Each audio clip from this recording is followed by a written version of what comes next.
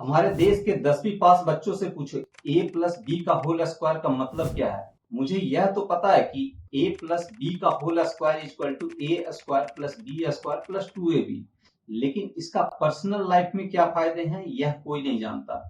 एक रिपोर्ट के अनुसार सिर्फ 42.6% इंडियन ग्रेजुएट एम्प्लॉयबल है, यानी एक पढ़े लिखों का एक बड़ा वर्ग पढ़ने लिखने के बावजूद नौकरी से वंचित रह जाता है। और नौकरी के पीछे लोग इतना पागल क्यों हैं? हिंदुस्तान जब एक मेजॉरिटी हिंदी बोलने वाली कंट्री है तो इंग्लिश बोलने वालों को ज्यादा नौकरियां क्यों मिल रही है? भारत की जब एक बड़ी आबादी अच्छे एजुकेशन से महरूम है तब भी इंडिया अपने जीडीपी का 4% एजुकेशन पर खर्च करती है, ऐसा क्यों है? तो चलिए करते हैं वीडियो की शुरुआत और जानते हैं अपने एजुकेशन सिस्टम को, यानी इंडियन एजुकेशन सिस्टम को। दरअसल किसी भी कंट्री को डेवलप करने के लिए जो सबसे इंपॉर्टेंट मानक है, जिसे दुरुस्त करने की जरूरत सबसे पहले है, वह है एजुकेशन सिस्टम। लेकिन आजादी के बाद से ही हमारे नेताओं ने एजुकेशन सिस्टम की तरफ कभी ध्यान ही नहीं दिया। आज भी हमारा एजुकेशन बजट जीडीपी का मात्र 4% है, जबकि हमारे स्कूल कॉलेज की हालत बद से बदतर है। हमारे नेताओं को आज तक इस बात की समझ ही नहीं है कि एजुकेशन सिस्टम को कैसे ठीक किया जाए। आजादी के बाद से ही भारत ने जिस एजुकेशन मॉडल को फॉलो किया उसमें टर्शियरी एजुकेशन को तरजीह दी गई, जबकि प्राइमरी सेकेंडरी एजुकेशन को भगवान भरोसे छोड़ दिया गया। जब तक हमारे स्टूडेंट का प्री प्राइमरी, प्राइमरी और सेकेंडरी एजुकेशन अच्छा नहीं होगा, उनका टर्शियरी एजुकेशन कैसे अच्छा हो सकता है? कहने का मतलब है अगर वह 10वीं में अच्छा नहीं है, 12वीं में अच्छा नहीं है, तो वह ग्रेजुएशन में कैसे अच्छे होंगे? डॉक्टर, इंजीनियर और साइंटिस्ट कैसे बनेंगे? आज भी प्री प्राइमरी स्कूल के नाम पर हमारे देश में आंगनबाड़ी चल रहा है, और आंगनबाड़ी की क्या हालत है यह सबको पता है। आंगनबाड़ी चलाने वाले को ही कुछ नहीं आता है तो वह हमारे बच्चों को क्या सिखाएंगे? यही हाल हमारे प्राइमरी स्कूलों का है। आज भी प्राइमरी स्कूलों में शिक्षक का अभाव है, और जो शिक्षक हैं वह भी एजुकेशन सिस्टम को सही करने के लिए कोई स्टेप नहीं लेते। उन्हें कोई भी रोकने टोकने वाला नहीं है। जब मर्जी होता है वह आते हैं, जब मर्जी होता है नहीं आते हैं। सरकारी नौकरी का मतलब ही है कि चाहे कुछ भी हो जाए आपकी सैलरी आती रहेगी। जब प्राइमरी स्कूलों में अच्छी शिक्षा नहीं मिलती है तो यह स्टूडेंट सेकेंडरी स्कूलिंग में भी पिछड़े रह जाते हैं। अगर आज भी 10वीं की परीक्षा सही ढंग से ली जाए तो 40% स्टूडेंट एग्जाम पास ही नहीं कर पाएंगे, और जो स्टूडेंट 10वीं पास कर जाते हैं उनके लिए वोकेशनल टीचिंग का भी कोई खास व्यवस्था नहीं है। आज स्किल इंडिया को लॉन्च हुए 10 साल से ज्यादा हो गए, लेकिन फिर भी भारत में एजुकेटेड छात्रों को नौकरियां नहीं मिल रही है, क्योंकि जो स्किल की रिक्वायरमेंट कंपनियों को चाहिए वह स्किल भारतीय छात्र में है ही नहीं। भारत एक ऐसा देश है जहां कई भाषा बोली जाती है, लेकिन सबसे जो ज्यादा भाषा बोली जाती है वह हिंदी है। लेकिन अफसोस की बात यह है कि आज भारत में वैसे लोगों को नौकरियां दी जा रही है जो इंग्लिश बोलने में दक्ष हैं। आखिर ऐसा कैसे हो गया? जो भाषा हमारी थी ही नहीं वही भाषा नौकरियों के लिए सबसे जरूरी हो गई। दरअसल 1835 में भारत जब ब्रिटिश साम्राज्य के आधिपत्य था, तब लॉर्ड मैकोले ने इंग्लिश एजुकेशन सिस्टम को भारत में लागू करने के लिए सिफारिश किया। अंग्रेजों का मानना था कि हिंदी की जगह इंग्लिश एजुकेशन सिस्टम को लागू करने से भारतीयों का मनोबल टूटेगा और वह ब्रिटिश की गुलामी करने के लिए तैयार हो जाएंगे। दरअसल अंग्रेजों को काम करने के लिए ऐसे क्लर्कों की जरूरत थी जो इंग्लिश में पढ़ना लिखना जानते हो। तब हमारे देश का लिटरेसी रेट 97% था। गुरुकुल पढ़ाई का मंदिर हुआ करता था, लेकिन अंग्रेजों को वैसे लोग चाहिए थे जो बिना सवाल जवाब पूछे उनका आदेश माने। तब से इंग्लिश एजुकेशन सिस्टम को ज्यादा बेहतर माना जाता रहा है। आजादी के बाद भी इंग्लिश को ही तरजीह दी गई। इसके कारण भारत की एक बड़ी आबादी जो गरीब थी, अंग्रेजी नहीं बोल सकती थी, सरकारी नौकरियों और प्राइवेट नौकरियों से वंचित रह गई। आज बड़े बड़े एमएनसी कंपनियों में वैसे लोगों को नौकरी नहीं दी जाती जो इंग्लिश नहीं बोल पाते। साथ में हमारी सरकार ने भी ऐसी कोई व्यवस्था नहीं की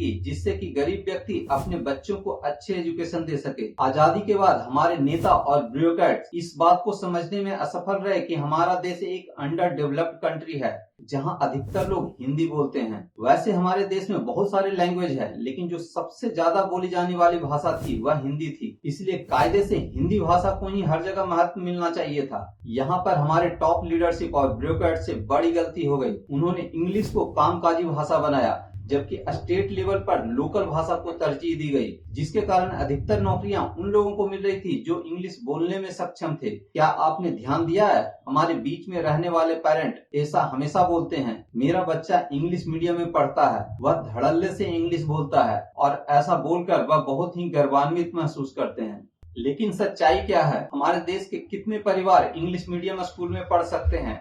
यानी जो गरीब है वह सरकारी स्कूल में शिक्षा लेंगे या शिक्षा से महरूम ही रह जाएंगे। और सरकारी स्कूलों में कैसी शिक्षा मिलती है यह आप सबको पता है। इसी कारण से आज हमारा लिटरेसी रेट आज भी 77% है। रूस, चाइना, फ्रांस ऐसे कंट्री हैं जिन्होंने इंग्लिश को तरजीह नहीं दी बल्कि अपने खुद के लैंग्वेज पर ध्यान दिया, फिर भी डेवलप्ड नेशन बन गए। हमारे नेता और ब्यूरोक्रेट इस बात को समझ ही नहीं सके कि इंग्लिश एक बोलचाल की भाषा है, एक लैंग्वेज है। हमारी भाषा हिंदी थी और अधिकतर लोग हिंदी बोल रहे थे। उनके ऊपर एक विदेशी भाषा को थोपने का कोई मतलब नहीं था। अंग्रेजी भाषा ने गरीबों को और गरीब बना दिया, कोई आगे बढ़ ही नहीं पाया।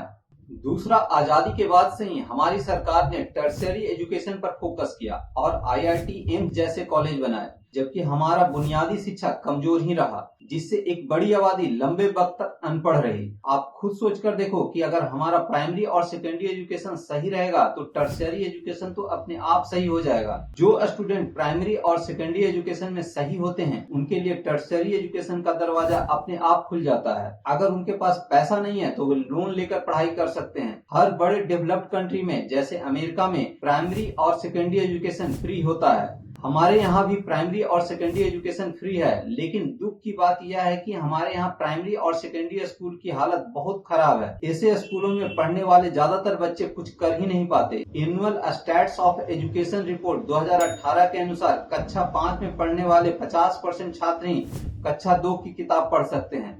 भारत में अभी भी 1,11,000 प्राइमरी स्कूल में सिर्फ एक ही शिक्षक मौजूद है। जहां किसी राष्ट्र के निर्माण के लिए बुनियादी शिक्षा बहुत जरूरी है, हमारे नेताओं ने टर्शियरी एजुकेशन पर फोकस रखा। लेकिन आज 75 साल आजादी के बाद टर्शियरी एजुकेशन में भी हम काफी पीछे रह गए। 1990 के दशक में भारत और चीन लगभग एक जैसे थे, लेकिन आज चीन अमेरिका से 3 गुना ज्यादा पेटेंट कर रहा है। चीन ने अपने टर्शियरी एजुकेशन को सही करने के लिए एक प्रोजेक्ट 211 लेकर आया था, जिसमें उन्होंने 21वीं सदी के लिए 100 यूनिवर्सिटी को बनाने का प्लान रखा। इसके अलावा एक दूसरा प्रोजेक्ट 985 लेकर आए थे, जिसके तहत 39 यूनिवर्सिटी को वर्ल्ड क्लास टॉप यूनिवर्सिटी बनाने का लक्ष्य रखा गया। और यह 39 यूनिवर्सिटी अच्छे से चल पाए, इसके लिए उन्हें अपने बेस्ट प्रोफेसर और टीचर चाहिए थे, जिसके लिए उन्होंने एक और प्रोजेक्ट 100 टैलेंट प्रोग्राम लेकर आए, जिसके तहत चीन के वैसे प्रोफेसर और टीचर जो कि बाहर चले गए थे उन्हें वापस चीन में लाया गया। उन्हें ज्यादा सैलरी पर रखा गया, काफी कुछ इंसेंटिव दिया गया और ऐसा करने से लगभग 7,000 टीचर और प्रोफेसर वापस भी आए। और आज देखो चीन का रिसर्च एंड डेवलपमेंट काफी अच्छा हो गया है। आज वह अमेरिका से 3 गुना ज्यादा रिसर्च पेटेंट कर रहा है। हमारे यूनिवर्सिटी के स्टूडेंट यूनिवर्सिटी के बाहर से ही रिसर्च पेपर खरीदते हैं और उसे फिर से पब्लिश करते हैं। हमारे कॉलेज में सिर्फ लेक्चर दिए जाते हैं, जबकि डेवलप्ड कंट्री में केस स्टडी और प्रोजेक्ट पर फोकस रखा जाता है, जिससे कि वह नए प्रॉब्लम को सॉल्व कर सके। और इसीलिए हमारे ग्रेजुएट एम्प्लॉयमेंट के लायक ही नहीं होते हैं। एक रिपोर्ट के अनुसार सिर्फ 42.6% इंडियन ग्रेजुएट एम्प्लॉयबल हैं, यानी एक पढ़े लिखों का बड़ा वर्ग पढ़ने लिखने के बावजूद नौकरी से वंचित रह जाता है। भारत के स्कूलों में सिर्फ किताबी ज्ञान दिया जाता है, उन्हें व्यवहारिक ज्ञान दिया ही नहीं जाता। एंटरप्रेन्योर माइंडसेट के लिए हमारे स्टूडेंट को तैयार ही नहीं किया जाता। 10वीं के बाद अगर आपने आर्ट्स ले लिया तो ऐसे स्टूडेंट को हीन भाव से देखा जाता है। जब तक आपने साइंस सब्जेक्ट नहीं लिया हो तब तक लोग ऐसा मानते हैं कि आपका फ्यूचर ही नहीं है। Doctor, engineer, MBA graduate, teacher के अलावा और किसी प्रोफेशन के बारे में अधिकतर लोगों को पता ही नहीं है। 10वीं और 12वीं क्लास में करियर काउंसलिंग दिया ही नहीं जाता है। उन्हें यह बताया ही नहीं जाता कि इकोलॉजिस्ट, बॉटनिस्ट, जू keeper, social media manager, climate change specialist, remote sensing specialist, archaeologist जैसी कोई करियर ऑप्शन भी है। घर पर पेरेंट्स को इन ऑप्शन के बारे में नहीं पता है और स्कूलों में इसके बारे में बताया नहीं जाता है। या आप कह सकते हैं कि हमारे शिक्षकों को भी यह चीज नहीं पता है।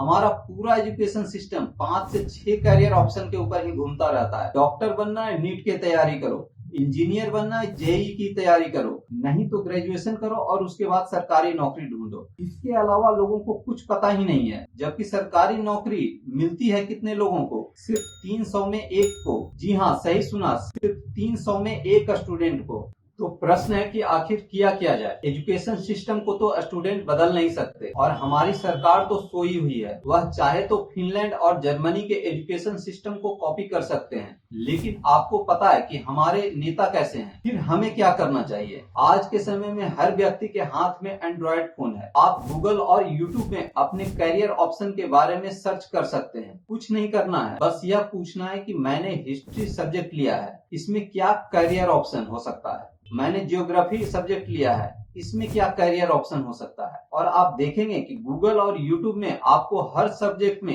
कई करियर ऑप्शन दिखाई देंगे। आप उस पर काम करो, आप उस सब्जेक्ट में ग्रेजुएशन करो। अगर आपके पास पैसे नहीं है, आप पढ़ाई नहीं कर सकते, तो खुद का कुछ बिजनेस बनाने की कोशिश करो। मैं खुद की अपनी बात बताना चाहता हूँ। मैं एक डॉक्टर हूँ, लेकिन मैंने बिजनेस में भी अपना करियर ऑप्शन देखा और यह सारा नॉलेज मैं यूट्यूब और गूगल से ही निकालता हूँ। मैं एक डॉक्टर होते हुए भी अपना बिजनेस बनाया। इसमें कहाँ MBA की जरूरत है? आप पढ़ाई करो, काबिल बनो, और अगर आप कोशिश करोगे तो रास्ता अपने आप खुल जाएगा। याद रखना, कोशिश करने वालों की कभी हार नहीं होती। अगर यह वीडियो पसंद आए तो चैनल को फॉलो करना, और अगर कोई एंगल छूट गया हो तो आप कमेंट में बता सकते हो। कोशिश करूंगा अगली वीडियो में उस टॉपिक के ऊपर भी बात करूं।